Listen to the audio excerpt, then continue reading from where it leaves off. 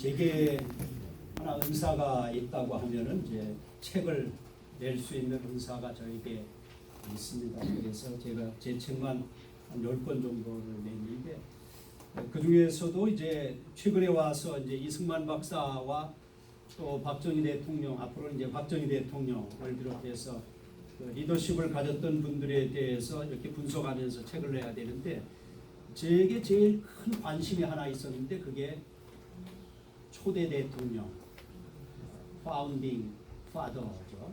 파운딩 프레지던트인 국부가 되는 이승만 박사에 대한 책을 좀 만들어야 되겠다 하는 생각을 갖고 있었는데, 하나님이 이 사람 붙여주고 저 사람 붙여주고 그래갖고 이 책을 만들 수 있는 기회를 얻게 되었습니다. 그래서 갑자기 하나님께서 내줘주시고 맺혀주시고 또 만나게 해주시고 그래서 이제 책을 내게 되는데, 이승만 박사는 저는 이렇게 깊은 내용이 있는 분인 줄은 잘 몰랐어요. 왜냐하면 내게 들려지는 얘기들은 다 네거티브한 거예요. 이승만 박사 책이 92권이 있었는데 거의 다 네거티브하게 이승만을 상당히 깔게 뭉기는 책들이 주종을 이뤘었습니다. 왜냐하면 그만큼 이 세대를 주관하는 사람들이 의식이 없어갖고 이승만 박사의 진면목을 단순히 물러날 때 그 모습에만 취해버렸지, 그 전에 우리에게 주어졌던 것에 대해서는 이렇게 귀중하게 여기지 못한 부분이 있었는데, 첫 번째 낸 책은 이제 8월 달에는 이승만 박사에게 이렇게 중요한 것들이 있다. 뉴 리더십이었다. 그 당시만 하더라도 굉장한 뉴 리더십이었다고 하는 걸 발견하고, 그거를 이제 인터넷을 뒤지다가 발견해서 한 2년 동안 자료를 모아갖고 제 1권을 이제 내게 됐는데, 이승만의 대한민국 건국 뉴 리더십이라고 하는 책입니다. 그 다음에 이제 두 번째로 얘기를 나누다가 양준영 박사를 만나게 됐는데, 이분이 사실은 집권층에 의해서 물러나게 되어서 일본에 가 있게 되고, 나중에는 하와이에 머물게 되고 이제 캘리포니아에 오게 됐는데, 그분을 만나고 보니까 그분이 제게 던져주는 메시지들이 여러 가지가 있었는데, 그분은 민주화가 되기 위해서 그런 거지 적을 이롭게 하기 위해서 한 부분은 없다. 그러시면서 제가 동경에 있으면서 자신이 발견했던 책을 하나 보여주시는 거예요. 그게 바로 이승만의 그 서예 책입니다. 서집입니다. 굉장한 것인 것을 제가 발견하고, 제 1권에서는 이승만의 그 서예체를 3가지를 이용을 했었는데, 그걸 발견하면서 같이 이제 우리 권성주 정교님하고 이제 상의를 하면서 그 책을 좀 발간했으면 좋겠다. 그래서 그런 미팅을 갖고 이제 우리 여기 LA 지회장 되시는 최학량 목사님 지난달에 오셔서 이제 마지막으로 책 출간하자. 그래서 이제 출간 작업에 들어갔는데, 그게 이제 이승만 박사의 글이 약 200개 정도가 됩니다. 제가 자료 수집한 거. 그 중에서 여기에 들어간 것은 167개인가요? 그렇게 약 170개 정도가 들어갔는데, 이제 나중에 이제 이렇게 다음 분들이 말씀을 하시겠습니다만은, 그의 서체는 김정희 이후에 최고의 서체였고, 그 당시에 대통령이 메시지를 주고 가갖고 영원히 너희들은 이런 존재야 하고 셋업이 되기 시작했는데, 그 신뢰를 들어보면 그 하나가 무적 해병, 너희들에게는 적이 없어. 그러면서 그런 휴어를 남겨줬는데, 그게 수십 년이 지난 오늘날에 그 전통이 심어지게 되었다고 하는 거죠. 그러니까 그 당시에 SNS는 사실은 써갖고서 전해줘, 저렇게 이제 써갖고서 전해주는 건데, 저거를 이제 비에 새겨갖고 게이트 앞에다가 딱 이렇게 걸어놓고 그 다음에 메인 오피스에다가 딱 걸어놓고 사단장실에 들어가면 총장실에 들어가면 사령관실에 들어가면 딱 걸려져 있는 그것이 그 부대의 그 컴퍼니의 아주 메이저 스피릿 정신이 되었다고 하는 거죠.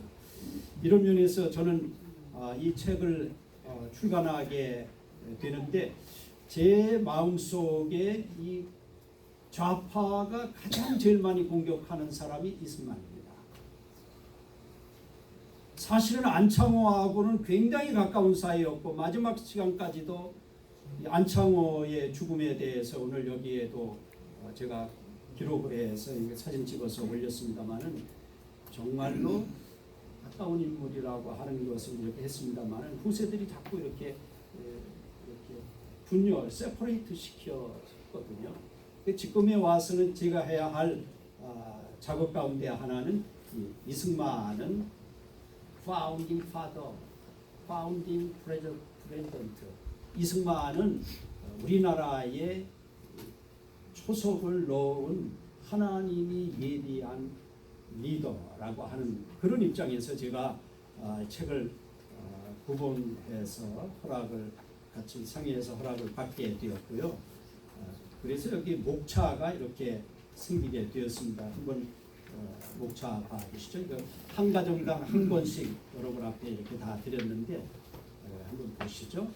5페이지에 보면 인수 박사님께서 이제 콩그레이툴레이터리 우드를 주셨고요. 우리 박태훈 최고의 당대의 최고의 서예가이신데 여기 와 있습니다. 이분이 이제 그런 그 서시를 우리에게 주셨습니다. 그리고 이제 들어가는 말에서 저는 이런 표현을 썼어요. 하늘이 준비시켜 한반도 땅에 보냄받은 서예문화 재능까지 지닌 이승만 정치학 박사라고 하는 타이틀로 여러분한테 포문을 열었습니다.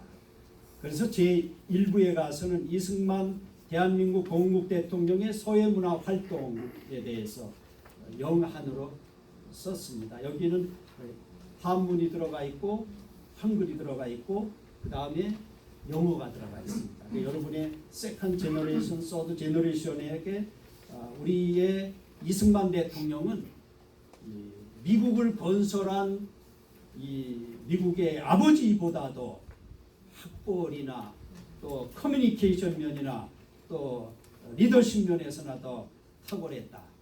기초를 이렇게 놓았기 때문에 우리 한국 사람들은 세계 속에 소수이지만 세계를 리더할 수 있는 굉장한 어른이 바로 이승만 대통령인데 학벌이 최고의 학벌이었습니다. 애들 고등학교, 초등학교 애들은 모르지만은 고등학교 이제 10학년 정도 되는 애들한테 이승만 박사는 이런 대학을 나왔다 하면은 애들은 까무라칩니다. 그죠? 자기네 대학에서 한 명 아니면 두 명밖에 고등학교에서 한 명 아니면 두 명밖에 못 들어가는 학교를 들어가 갖고 프린스턴 대학 박사과정 졸업할 때는 지금까지도 그의 학점을 깨는 사람이 없다. 그런 표현을 쓰는 프린스턴 출신 목사님도 보았어요. 어마어마한 실력을 갖고 있고 세계를 움직이는 리더십을 갖고 있었는데 제가 그걸 챕터 5로 나누었습니다. 제1장에서는 국민 계몽 교육 정치의 통치 철학적 서예 활동, 그 다음에 제2장에 가서는 국제정치 안보 주도하는 서예 활동, 그다음 제3장에 가서는 한국 전쟁 이후에 국군 통솔하는 애국적 서예 활동, 제4장에서는 부활동가들을 높이는 서예 활동, 제5장에서는 국민 언론과 소통하는 문화로서의 서예 활동.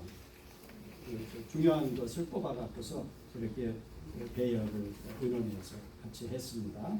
그 다음에 제2부에 가서는 이제 이승만 대한민국 건국 대통령의 서예문화 리더십에 포커스를 맞춰갖고서 제6장에서 제가 썼습니다. 이승만 박사의 서예문화로 상황화한 리더십. 상황화한 리더십이 최고의 리더십입니다.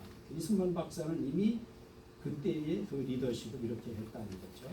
그다음 제7장에 가서는 박태홍 선생의 서예 작품 세계로 해서 이승만 박사의 쓴 것 가운데 제일 중요한 점 맥이라고 하는 걸 잡아준 분, 한반도 대한민국의 맥을 잡아준 사람이 이승만 박사. 그래서 맥이라고 하는 저 살아있는 글씨 선체로 우리에게 이제 나중에 설명을 해주실 거고요. 제 8장에 가서는 조선시대와 근대의 서예 문화 속에서 안평대군 이용호가 한석봉 제, 김정희 제, 그 다음에 이제 이승만 제에 대한 설명을 문성조 서예가가 이제 한번 설명을 해주실 것이고, 제 9장에 가서는 이건 협조 찬조글입니다. 이승만 건국 대통령과 한미 상호 방위 조약 및 군종 제도에 대한 것, 이거에 대한 것은 여기에 나온 대로 우리 참석하신 축도하신 최학량 목사님, 이승만 건국 대통령 기념사업 대리 지회장하고 계시는 목사님께서 이렇게 찬조의 글을 넣어 주셨습니다. 그래서 제가 특별히 이제 이것을 이렇게 쭉 만들면서 아주 귀중한 것들을 몇 가지를 발견했는데, 그 당시에 국민소득 100불 미만인 시대에 정말 세계에서 200위권에 해당되는 그 너무너무 어려운 시대에 대통령이 될 줄 상상도 못했겠습니다마는 그는 기도를 했습니다. 임시정부의 처음 대통령을 1년 못했습니다마는 하면서도 그랬었고, 그 이후에서도 나라가 회복되면 나 국가의 리더로서 될 것이라고 하는 것을 평생 잊지 않고 살아간 증거가 대통령 되기 전까지 바로 여러분 곧장을 넘기면 바로 이 집조 여건입니다. 이승만 박사는 서재필 박사는 5년 6년 만에 시민권으로 바꿨습니다만, 이승만 박사는 I'll come back, 코리아 페닌슐라로 한반도로 나는 복귀할 것이라고 하는 그 생각 속에 자기의 집조 여건을 바꾸지 않고 계속 소지하고 있었습니다. 그래서 회복, 리커버링을 바라보면서 기도하면서 살았고요. 특별히 이승만 박사에게 중요한 것이 있다면 19개의 레코멘데이션 레터를 받아갖고 왔는데, almost 선교사들의 추천서를 받아갖고 와서 조지 워싱턴 대학이라든가 석사과정의 하버드 대학이라든가 박사과정의 프린스턴 유니버시티라든가 들어가는데 그걸 다 썼는데, 역사의 기록 가운데에서 5년 만에 베제 칼리지로 학점을 인정받고 곧바로 학사 한 2년 만에 졸업하고 또 석사과정도 빨리 졸업하고 그 다음에 박사과정에 가서 빨리 졸업한 사람은 없고, 학점도 최고의 학점을 받은 하나님이 그 한반도에 이씨 가문에 보낸 아주 최고의 영재, 민족의 리더였다고 하는데, 마지막에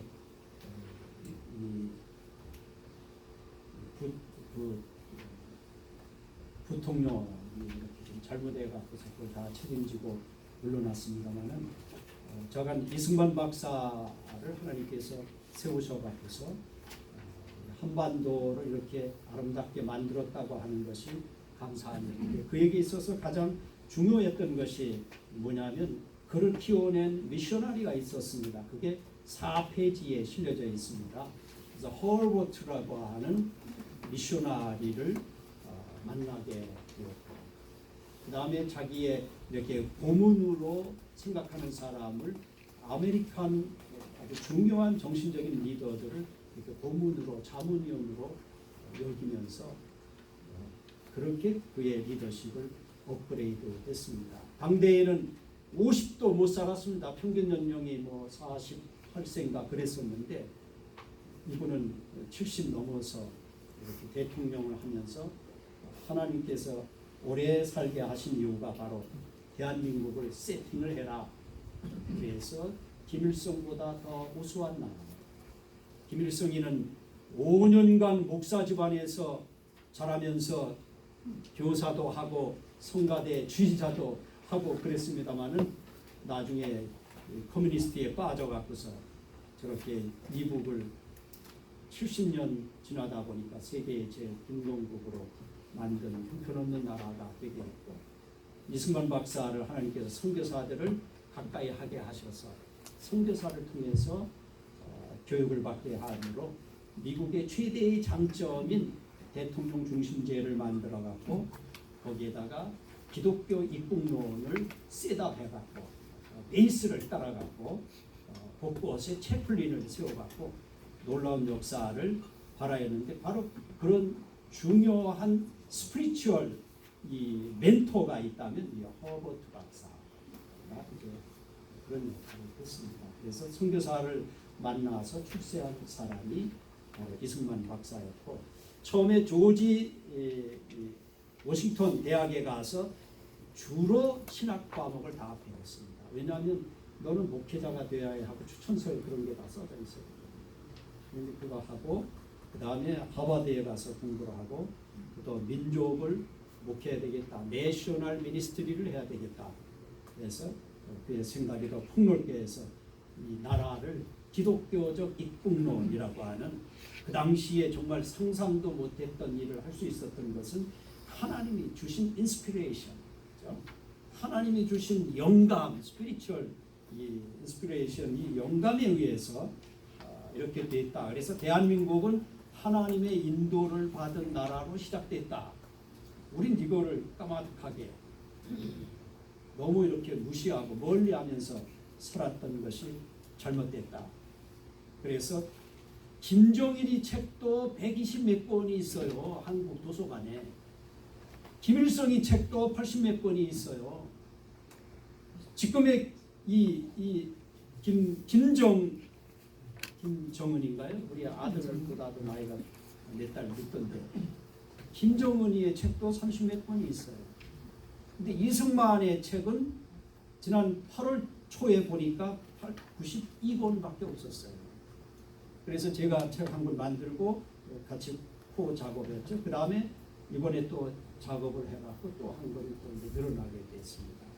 파지티브한 이승만 북을 만드는 것이 바로 이 작업입니다. 그래서 사실은 이거 만들려면 10,000불 정도는 들어야 되는데 같은 팀들이 자료를 주고 제가 이제 주로 이제 작업을 해서 이것도 한문, 영어, 한글 해서 my second generation, my third generation들에게 우리는 미국의 국부보다도 더 탁월한 아카데믹 파워를 지닌 월드 리더십을 지닌 이 이승만 박사가 있다고 하는 것을 보여주고자 제 하고 있는 리더십 연구소의 이름을 빌어서 출판해서 기독교인으로 오늘 좀 퍼블리싱 그런 그 이벤트를 하게 되어 영광스럽게 생각하고 또 함께 해주신 분들에게 감사를 드립니다. 제가 말씀드린 건 다 있고요. 그 리더십 가운데 최고의 리더십이 뭐냐면 상황화 리더십입니다. 아무리 좋은 아버지가 할아버지가 아무리 좋은 것을 갖고 있어도 먹히지 않으면 아무 소용이 없는 거예요. 먹혀야 그게 눈에 보이고 다시 보게 되고 그러는 거거든요. 그런 의미에서 우리 자녀들에게 우선은 야 영어로 된 것 보면 되지 않나. 이게 한문이다. 한문도 공부 안 할 수가 없어요. 왜냐하면 15억 인구가 있기 때문에. 동양문화권은 또 일본도 한문을 배워야 되기 때문에. 그걸 생각하면 거의 20억에 가까운 인구가 한문문화권이기 때문에 그걸 또 알려면은 영어가 필요해서 여기 영어로 이제 다 이렇게 번역을 해서 이렇게 코멘트를 달았고, 그 다음에 이제 제 아티클 논문 가운데 일부분을 이쪽에 제가 이렇게 넣으면서 조금씩 고쳐서 넣었습니다. 그래서 그의 상황화 리더십이라고 하는 것은 아주 대단히 중요한 포인트업을 찍어갖고 그 부대에 우리 목사님 이렇게 무적해병 되게 좋아하십니다만은 해병대 들어갔다가 이제 해군으로 또 돼갖고 해군 군정 차관도 그렇게 하셨습니다만은 이승만 하면은 바로 이제 해병대를 하면서 개병대라고 명칭을 줬어요. 개병대가 뭔지 아세요? 도구아미가 아니라 개선하는 병사. 개선하는 병사. 그래서 중앙청을 탈환하는 것. 그거를 이제 맞이하면서 주었던 닉네임이 개병대인데 하도 이제 이상한 사람들이 많고 이제 술 먹고 땡깡 부린 사람들이 많아갖고 개병대, 개 같은 병사 뭐 이런 줄 알아. 그게 아니라 개선하는 병사, 중앙청의 첫 깃발을 꽂은 서울을 수복한, 회복한 개선하는 병사라는 거죠. 예. 오늘 여러분 그 기억하시고 보시면서 참고해 주셨으면 합니다. 이상입니다.